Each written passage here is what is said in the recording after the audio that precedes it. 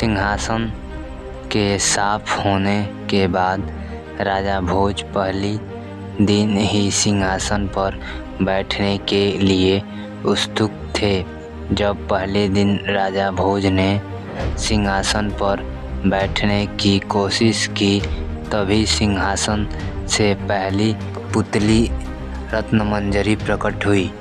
पहली पुतली रत्नमंजरी ने राजा को अपना परिचय दिया और कहा कि यह सिंहासन विक्रमादित्य का है और उनके जैसा गुणवान और बुद्धिमान ही इस पर योग्य है।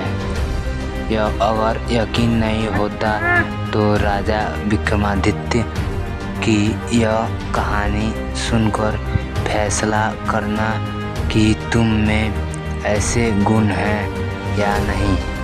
इतना कहने के बाद पहली पुतली रत्नमंजरी ने राजा भोज को कहानी सुनाना शुरू किया। एक बार की बात है, अम्बावती नाम का एक राज्य था। वहाँ के राजा धर्मसेन ने 4 वर्णों की स्त्रियों से 4 शादियाँ की थीं। पहली स्त्री ब्राह्मण थी, दूसरी क्षत्रिय, तीसरी वैश्या और चौथी शूद्र थी।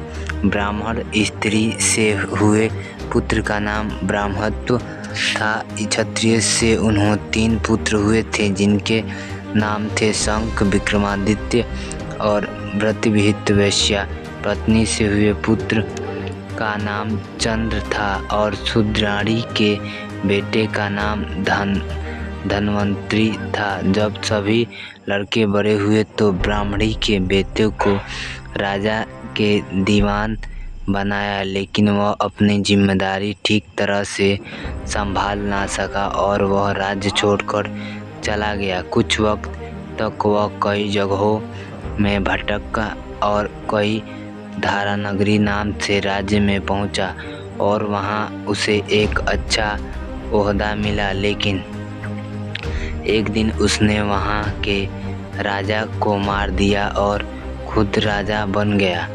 वक्त बाद उसने उज्जैन आने का फैसला लिया, लेकिन उज्जैन पहुंचते ही उसकी मौत हो गई। उसके बाद क्षत्रियाणी के बड़े बेटे शंख को लगा कि उसी पिता विक्रम को राज्य का राजा बना सकते हैं। ऐसे में उसने अपने सोते हुए पिता पर हमला कर उसे मार डाला और खुद को राजा घोषित कर दिया। सभी भाइयों को शंख के षड्यंत्र का पता चल गया और सब इधर उधर निकल पड़े। शंख ने ज्योतिषियों का सहारा लिया और उन्हें अपने भाइयों के बारे में ज्योतिष विद्या के सहारे से पता लगाने को कहा। ज्योतिषियों ने बताया कि विक्रम को छोड़कर उनके सभी भाई जंगली जानवरों का शिकार बन गए थे। विक्रम अब बहुत ज्ञानी हो चुका और आगे चलकर बहुत बड़ा साम्राज्य बनेगा। यह सुनकर शंख को बहुत चिंता होने लगी और उसने विक्रम को मारने की योजना बनाई।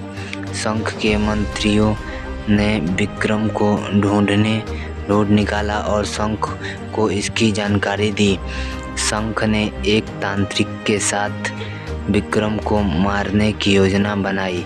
उसने तांत्रिक से कहा कि वो विक्रम को काली की आराधना की बात बताए और उसे सिर झुकाकर काली की पूजा करने को कहे। जैसे ही विक्रम गर्दन झुकाएगा तो वह उसकी गर्दन काट देगा। तांत्रिक विक्रम के पास गया और उसने शंख से कहे अनुसार विक्रम को काली की आराधना करने के लिए सिर झुकाने को कहा।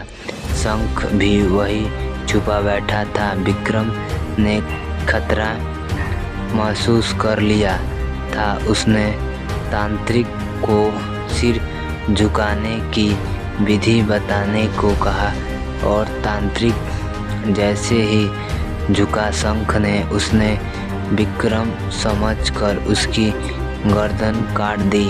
इतने में विक्रमादित्य ने शंख के हाथ से तलवार लेकर उसकी भी गर्दन काट दी और अपने पिता की हत्या का बदला ले लिया। फिर विक्रमादित्य राजा बने और अपने राज्य और प्रजा का पूरा ध्यान रखने लगे। हर तरफ उनकी जय जयकार होने लगी। एक दिन राजा विक्रमादित्य शिकार करने जंगल गए। उस जंगल में जाने के बाद राजा विक्रमादित्य को बाहर निकलने का कोई रास्ता नहीं दिख रहा था। इतने में उनकी नज़र एक खूबसूरत महल पर पड़ी। वो अपने घोड़े पर सवार होकर उस महल में पहुँचे। वे महल राजा बाहुबल का था। राजा विक्रम जैसे ही वहाँ पहुँचे तो वहाँ के दीवान ने राजा विक्रमादित्य को कहा कि वो बहुत मशहूर राजा बनेंगे, लेकिन उनके लिए राजा बाहुबल को उनकी राज तिलक करना होगा। साथ ही उसने यह भी कहा कि राजा बाहुबल बहुत दानी है और जैसे ही विक्रमादित्य को मौका मिले वो राजा के स्वर्ण जड़ित सिंहासन मांग ले। यह स्वर्ण जड़ित सिंहासन भगवान शंकर ने राजा को भेंट में दिया और राजा विक्रमादित्य को सम्राट बना सकता है। राजा बाहुबल ने विक्रमादित्य का अतिथि सत्कार और राज तिलक किया।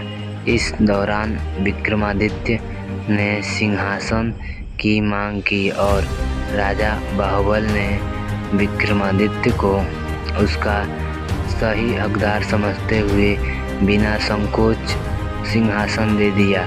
कुछ दिनों तक बाहुबल के महल में रहने के बाद राजा विक्रमादित्य सिंहासन लेकर अपने राज्य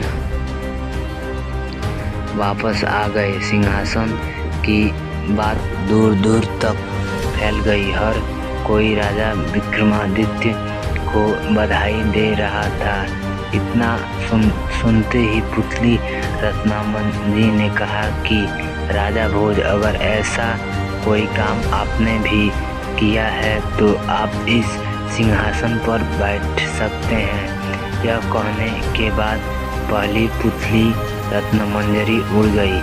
यह सुनकर राजा भोज ने उस दिन सिंहासन पर बैठने का फैसला टाल दिया और सोचा कि अगले दिन आऊँगा और सिंहासन पर बैठूँगा। कहानी से सीख। इस कहानी से यही सीख मिलती है कि कभी लालच नहीं करना चाहिए और दूसरों का बुरा नहीं सोचना चाहिए।